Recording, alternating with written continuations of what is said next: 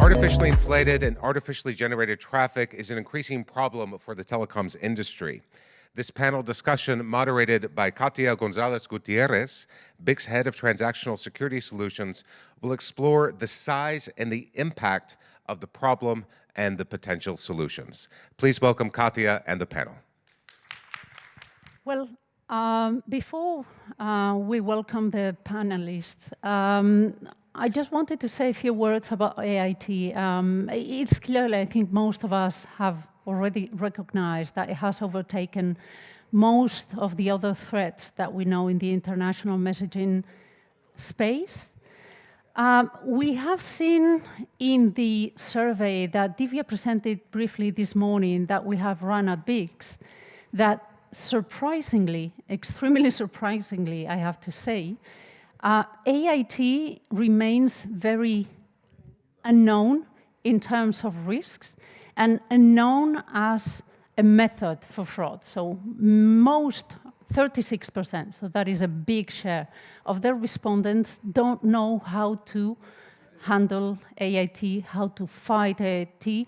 They don't even understand how it properly works. It's complex. There are many different actors in the ecosystem that are involved in it, and we have talked about them briefly this morning in some of the panels. So to get a little bit more clarity on AIT, we have a very good panel list that I will introduce now. So we have Bernd.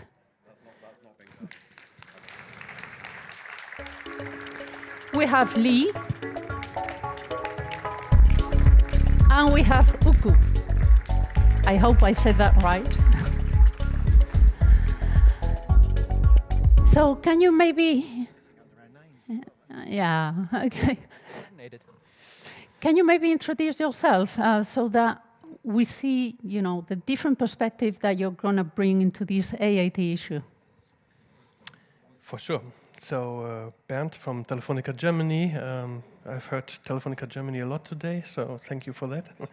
On the RCS end, but I'm also responsible for the business messaging SMS A2P, where we see the buzzword AIT since a while flying around.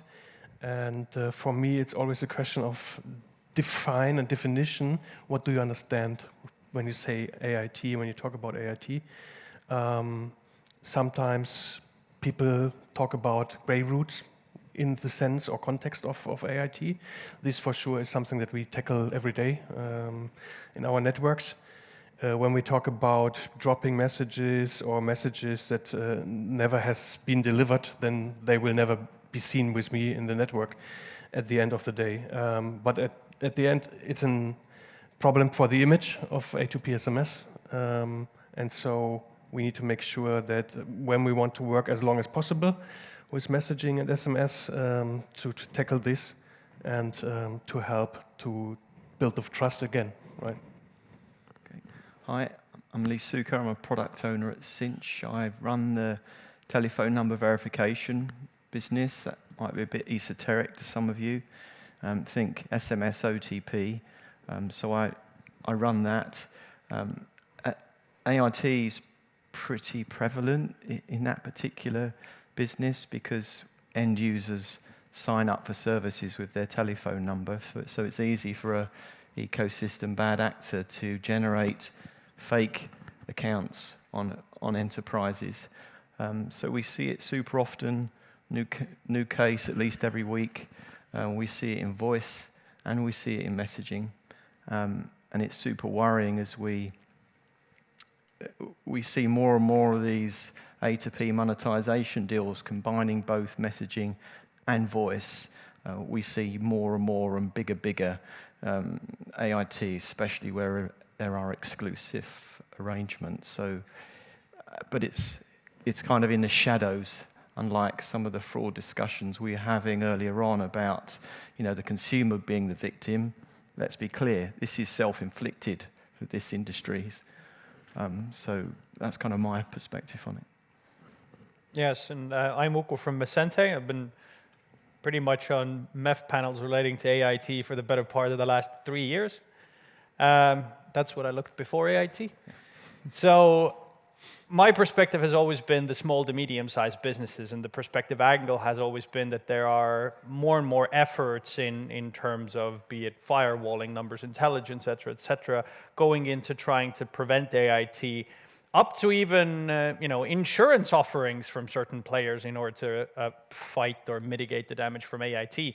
But that tends to not help the small to medium-sized businesses most of the time. They're the ones taking the brunt of the damage, or maybe not even brunt of the damage in nominals, but the brunt of the damage and how big of an impact it has on their business and their bottom line.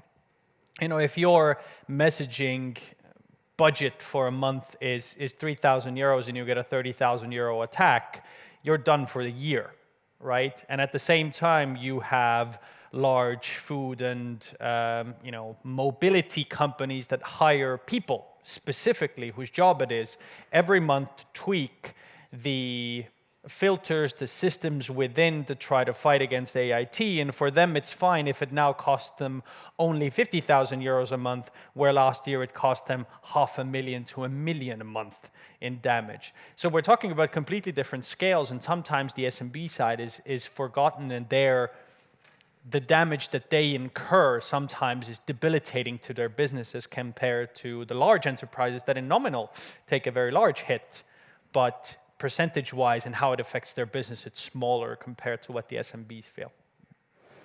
Thank you very much.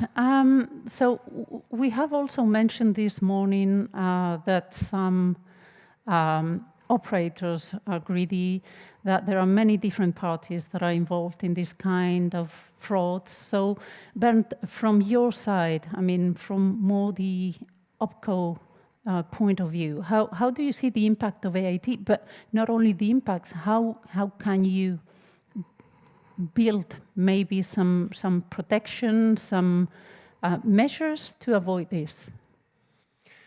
Yeah, we're working on different kind of measures. As said, depends on the definition now, what we're talking about in detail. But I think the standards like grey route detection, blocking, filtering, all of that, including all what is mentioned already with the difficulties of content reading, body of messages, etc. But we're working on that. On the other end, in our wholesale business, we are relying on 10, 20 big aggregators, right, to cover the messaging world.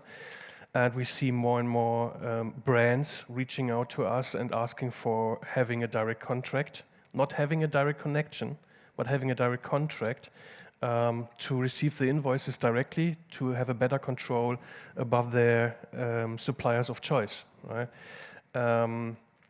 Until a certain degree, this is handleable or doable. But when we talk about thousands of brands, SMB, etc., I can't handle this with a small team of few people, right? So we need to figure out how this is manageable in a best way, and how we can get the trust back to the selected aggregators. We are working now on bringing our direct contracted partners on the website, making them public, right? Maybe even publish the sales price that we have on the A2P messaging, so that every brand, everybody can have a look up, right? Is this really a direct connected partner? What is the pricing? If it's too low, then it's also an idea or identifier for something might be suspicious, right?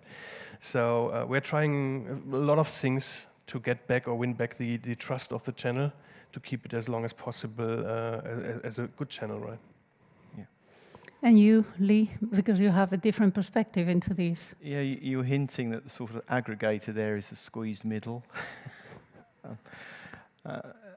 We certainly have to protect our enterprise customers, whether they're large or small, and this traffic is pretty easy to spot, but of course, to spot fraud, you have to have fraud in the first place. So, we have some in our systems, and, month by month we make improvements to speed up detection. But we also work on our clients' behalf to stop the flow of money. So the biggest change that we've made in our way of working is to change our supply contracts with our customers, where, you know, if we present reasonable evidence, we dispute and we don't pay, but it's still painful, right? It ties up my team, it undermines trust, and when we've been talking about trust earlier on, we were talking about trust in the subscriber, but this is about trust in us as an ecosystem, and I think that is a bigger problem, and compounded by the fact that we've had hyperinflation, compounded by the fact that this problem is operating in the shadows.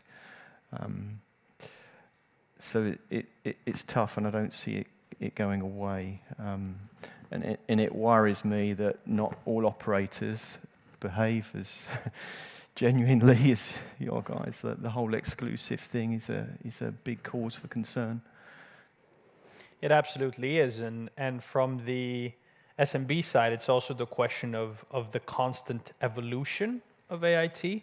I mean, you find one form of a solution, be it some form of a filter, or I think one of the clear examples of evolution was when AIT came about, it was very spiky, so very, very high volume attacks that then gradually went into bleeding. You went from midweek attacks to weekend attacks. The time started changing. The methods started changing. The numbers used started changing. You go from, you know, virtual numbers to legitimate numbers. There's this constant transition from one format to another. For a while, using reCAPTCHA was a really good tool. All of a sudden, that doesn't work anymore. Yeah. It has nearly zero impact on AIT in certain situations. So there's this constant evolution of it, and even if as a service provider you come up with some form of a solution, sometimes it requires the customer to integrate it on their side, to do something on their side. And the smaller the business you are, the less resources you have to do that. So you don't have the developers' time to keep on pumping time and effort into messaging. And we have now, I think for the first time in our company's history, had two businesses that have switched SMS off completely and instead use WhatsApp and Viber because they get 80% of the effect that they need without the AIT. And that AIT cost them so much. So we're seeing those transitions happen, especially in that scene where switching something off is easier than just trying to constantly pump resources into, well, try this thing and try this thing. But if it works for a week and then it's gone again, it's very hard. And this reverts back to what you said, Lee, as well, is that this is a self-inflicted thing. The same smart people that are finding ways to block it are, on the other side, some of the same smart people doing it and constantly knowing it. It's not like this is some sort of a hacker group in a faraway land that doesn't know anything about telco. It's telco experts that know perfectly well how to play this game. So it isn't really going anywhere. And this was one of the things that I wanted to bring up was that we saw a definite drop from last year to this year. And now, moving into, you know, Q3, midway through Q3, moving into Q4 soon, we're seeing a resurgence again. There's more again. And my question is, okay, so why? Where does it come from? We've seen a lot of industry layoffs this year. The industry has been seeing businesses going out of business. There have been issues around those things relating to that. Is this now, we dropped AIT for a while, is it coming back again? Will this be an ever-growing flow, or what's the dynamics of how AIT will change and move and evolve throughout time? And can providers stay on top of it, but can also businesses stay on top of it and find simple solutions that help them instead of trying to invest thousands upon thousands each month, trying to keep a communication channel that they don't even know whether it's worth it anymore. And what is new in this new surge? Do you think, I mean, you were talking about the trend of small businesses and medium businesses being heavier in the focal point of the bad guys. Do you think this is the main dynamic that is changing things? It's a good question. I don't know, because we see changes in the types of businesses that are getting attacked a fair bit. Interestingly enough, the smallest businesses aren't attacked anymore because you couldn't bleed a small business. If a business is already doing like 10,000 SMS a month, you can't really add 1,000 on top and make it worth a fraudster's while. It doesn't really help, right? But if you're doing 500,000, million, you can start peppering in bleeding, and then you can do a few spikes. Yeah.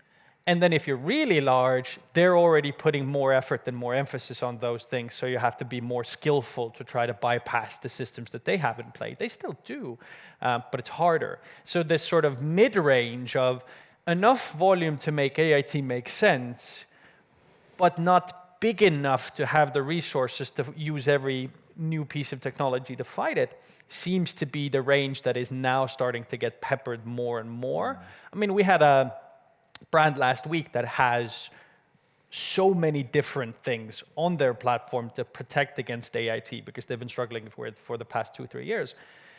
Still, with all of the things that we have, with all of the things that they have built in-house, with the people, with the resources, they still got hit for a 75,000 euro strike. Yeah. And it shouldn't have to be like that, right? Yeah.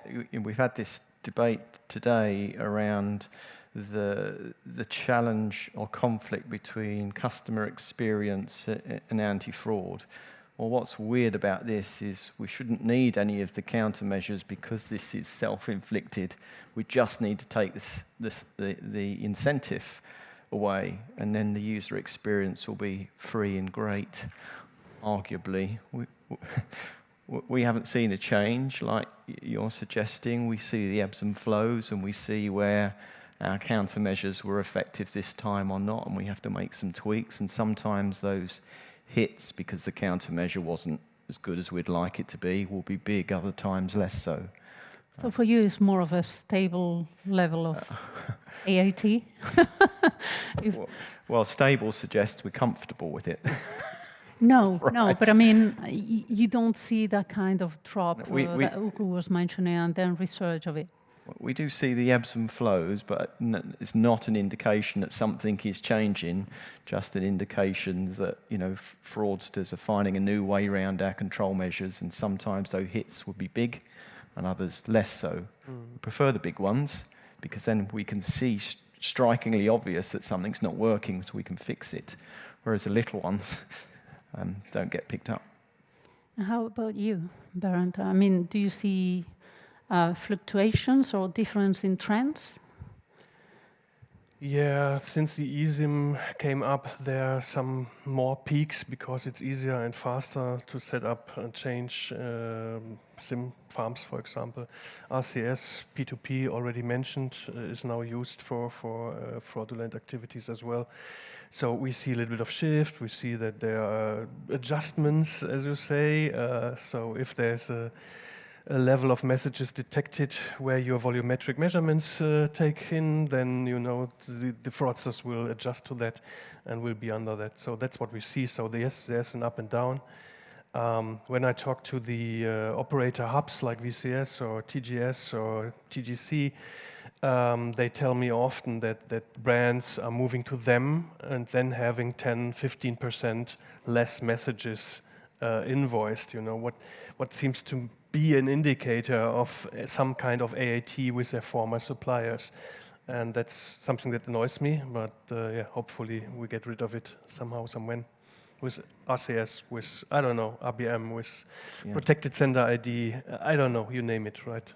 So you think that the new communication methods, we've been talking about RCS a couple of times this morning, WhatsApp, any other new communication means, do you think this is going to have fraud spread over new communications means? Or will it help prevent this from happening? I mean, will it be a help or just the spread of the issue? I think provided the commercial incentive is still there, then from a one-time passcode perspective, hey, it's easy to generate fake traffic. Sometimes that traffic is short-stopped, so you don't see it. Other times it's not short-stopped. So I don't see the new channels making any difference, especially when you can fail over to the old channels anyway, because not everyone is able to access them. I also worry that, or speculate, AIT is a kind of a cute name, right? Does it really suggest that fraud is happening at the scale it is, and how much of a problem that is for our industry? I don't think it does. I think we need to call it something else. Maybe something else that ends in IT. what do you, I mean, the three of you, what do you think is missing? Because Uku was mentioning there are businesses that have deployed everything they could deploy technically to spot, prevent, block AIT, yet they have issues. There are, I mean, this is a very diverse ecosystem, diversifying even more every day. So what is missing? You were talking in the beginning, Bernd, also about the difficulty, of finding the proper single definition of AIT, because of course, depending on the party and the role you're playing in the whole chain, you perceive things in a different manner. So what is missing? What we are lacking? Exactly, to me, it's a clear definition. Then where's the biggest problem to tackle, right? And then we can build working groups and we can work around that. We have, as operators at least, good connections to the regulators typically, to the government. So if there's something needed because of, I don't know, lacks of something, we are willing to support and to work on it. If there's short stop messages, stuff like that, right, then, I mean, it's not with us for sure. Yeah. But for us, it's important that our end user is served in the best way and that our messaging products has a trusted channel. So for us, definition and make clear what is the biggest problem to tackle. So I thought about this idea of information exchange. You talked about enterprises coming to you and saying, can we engage directly? We trust your invoices, not the partner in the middle. Exactly. And for short stop traffic, you know, if the aggregators are the squeezed middle, we could come to you and say, did you get all of this traffic? And you say no. That will clear up the dispute pretty quickly. However, where this problem is most prevalent, that will not be the response from the operator. It will be go to my exclusive partner, and they have no interest in solving that problem. So I'd like to think that information sharing could help, but I'm not hopeful about that. Yeah, the question of what's missing, I don't think there's a singular thing missing. I think there's one thing that exists that unless it goes away, this won't go away either, and it's what you mentioned. It's the incentive. As long as there is an opportunity to make money at 25 cents a message on a market where you control a gateway and where you can have a play around, it'll continue to happen, because why wouldn't it? Yeah. People will run it to the ground for as long as it will work, because it's the idea, I think, it was way back when we talked about the question of greed that Ira brought up. Where are our goals and metrics set at? Are they set at the 5-year level or the quarter and 1 year level? Everyone's commissions, everyone's KPIs, everyone's goals are set to make more tomorrow, not make more in 5 years. Yeah. So everyone's going to try to make more tomorrow. And as long as you make more tomorrow, and as long as that's the simplest way to make more tomorrow, it'll exist. Yeah, and if that isn't gotten rid of, I don't think it'll change. So it's the enemy within, right? Yep. Maybe the biggest trust problem we have. Indeed. So I have another question that wasn't in what we prepared. Okay. Do you think we need regulatory support? We have talked this morning, and Ellie mentioned, if we don't get to handle this as an industry, we're going to be forced to sort it out in whichever way the regulatory authorities feel it's deemed. Is that the way? I mean, is that the path you see ahead of us? I mean, are we going to not be able to sort this out as an industry and just pass on the issue to somebody else? I think the first question is, which regulator? It's the interstellar regulator, is it? Well, we have been talking about giraffe. Huh?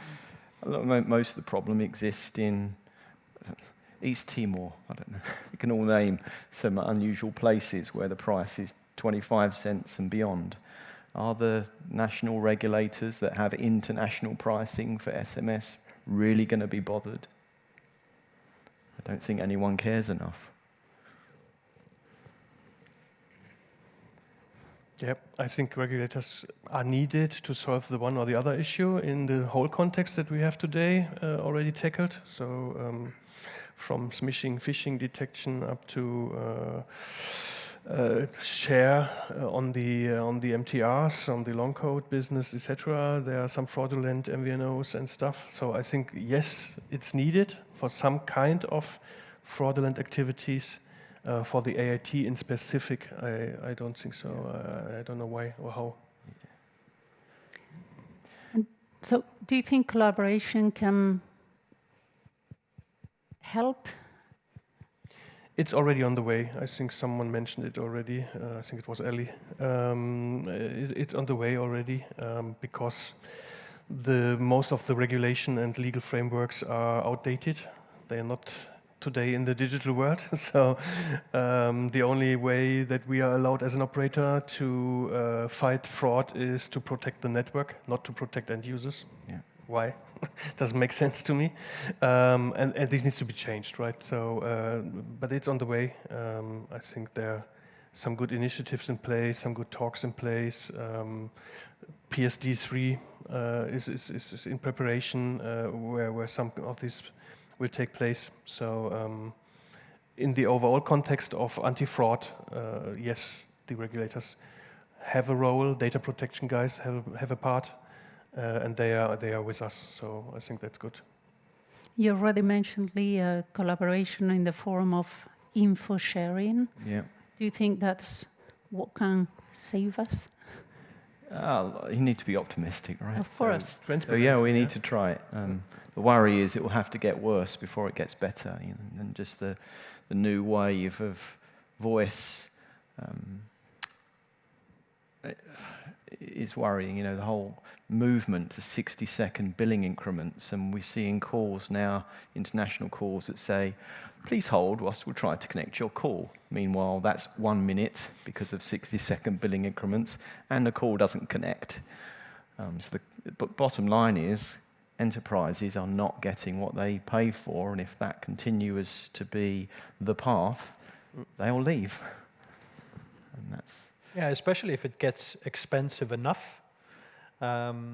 Especially if you're looking at the larger enterprises, they've gotten to a level where they're okay with it. You know, if I pay 50,000 euros a month for this, it's fine. Credit card for it costs me way more, so I don't care. Mm-hmm. The question is, when will that threshold be reached and they will care, where the combination of pricing plus fraud will make it too expensive for it to make sense, and whether that limit will be feathered for long enough.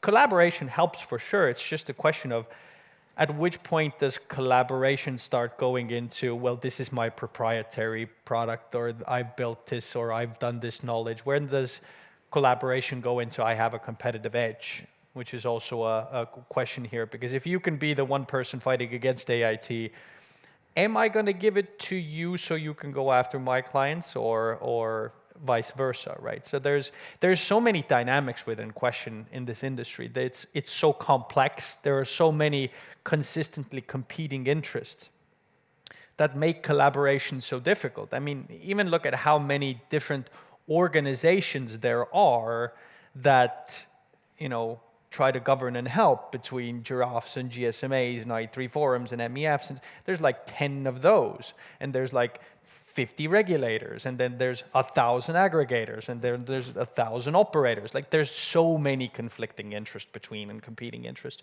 To try to find even a collaborative solution is very, very difficult. Most of the time, I would assume that a change will come when something fundamentally breaks or something fundamentally breaks through. Yeah. Be it rich, that simply pushes something away, be it from the authentication front, something that completely replaces SMS. Maybe, maybe not. But I think something will have to break or completely break out in order for it to completely change. Because, you know, fraudulent SMS has been around for 20 years, hasn't gone anywhere. It's going from strength to strength. Why would this change? But to the point about there being substitutions in the authentication world, there are both economic and technical substitutions that are gaining momentum. Could be very significant in the next 2 years. That's my perspective on that. Agreed. Okay, we have just a few seconds left. Maybe one last. Oh, there are questions already. Okay, good. No, I was just going to ask a last word of you guys, if you wish. I think we need a new name for AIT, something harsher. I came off as a massive pessimist today, hearing myself back. I don't want to be a massive pessimist. I think that the industry has a lot of opportunities going forward between all of the things that we're doing. But I also think that maybe calling AIT something completely more severe might put it into perspective of what it actually is and what it could actually do, and the way the industry is sometimes shooting itself in the foot. And I stay optimistic that we get it somehow under control. Good. Good, thank you. Thank you very much. So, yeah, it seems we have a few questions.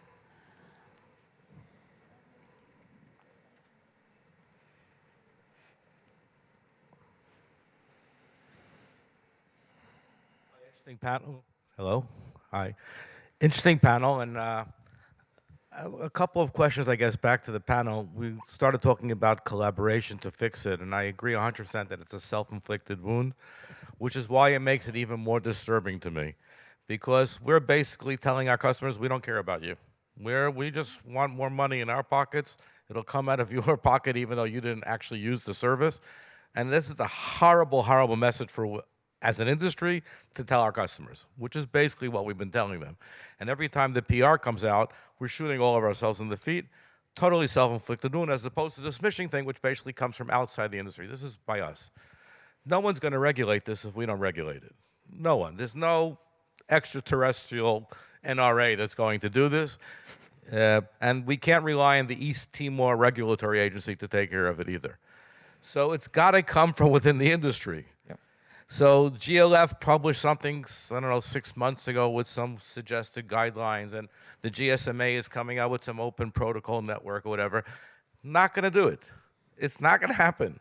Unless the caring MNOs, as sitting there, the caring CSP is sitting there, get together and say, this is what we need to do, it's not going to happen. I suggested to GLF some changes to their guidelines. I said, okay, let's say you want to do exclusive contracts, so that guarantees you your quarterly revenue. I get it, okay? But put into that contract that if we find out that there's fraud that is exacerbating the numbers in order for you to meet your commitment, the contract is nil. And everything you paid me, I keep in my pocket. That's number one. It's not in the contract. GSMA has standard contracts.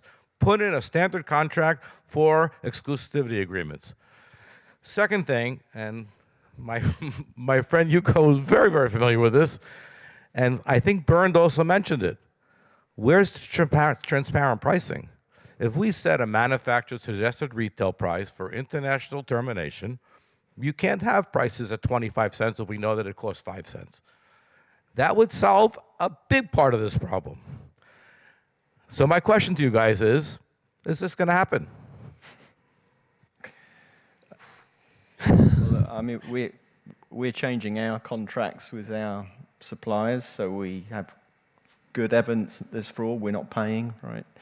And that's to protect our customers. But will we do all of the things that you're articulating, Ira? I kind of look around the room and notice we're all getting grayer, and this conversation isn't new, right?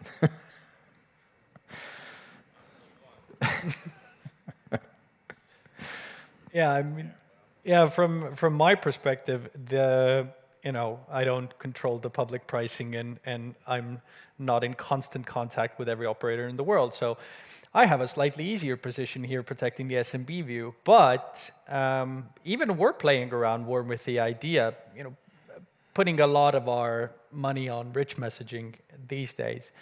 And rich has public pricing. And it's actually easier to sell because I don't need to go, this is what I'm charging you. I go, this is what's Viber charging you, and this is what I'm charging for the platform. This is what I'm charging for the value that I provide. Even getting up to the point now where possible, sharing, this is my buying price in SMS. This is what I'm going to put on top. Not putting it as a margin, not putting it as, this is what I'm charging you for the SMS, but saying, this is what I charge you for the platform. This is what I charge you for my service. This is what I charge you for my value that I deliver in terms of the products, the tools, the services, the support, etc.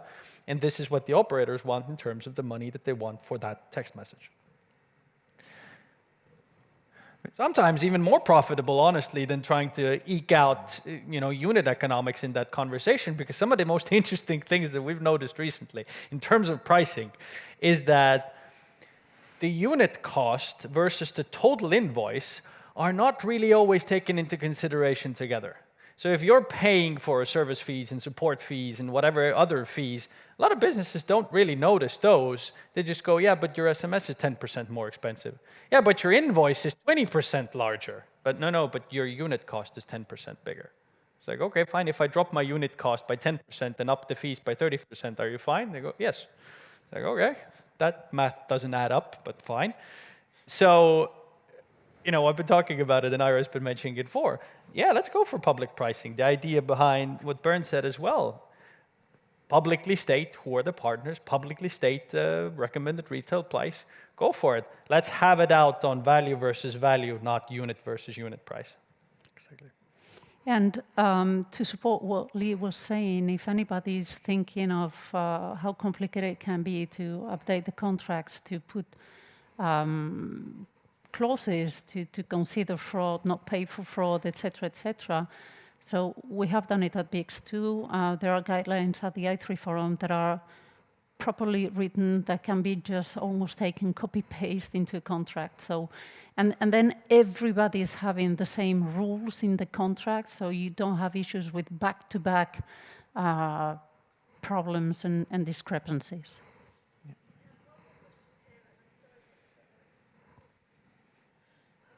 Hi, can you hear me? Hi, I'm Steve Ornadell from XConnect. So first of all, I want to say, and don't take this the wrong way, I think that was the funniest panel ever. It's brilliant. And it's funny because you're talking about fraud and it's so bad that I think it's gone beyond reasonableness. And I was laughing at some of the things, but everything you said was spot on. You said a few things. One was almost heading towards desiring regulation.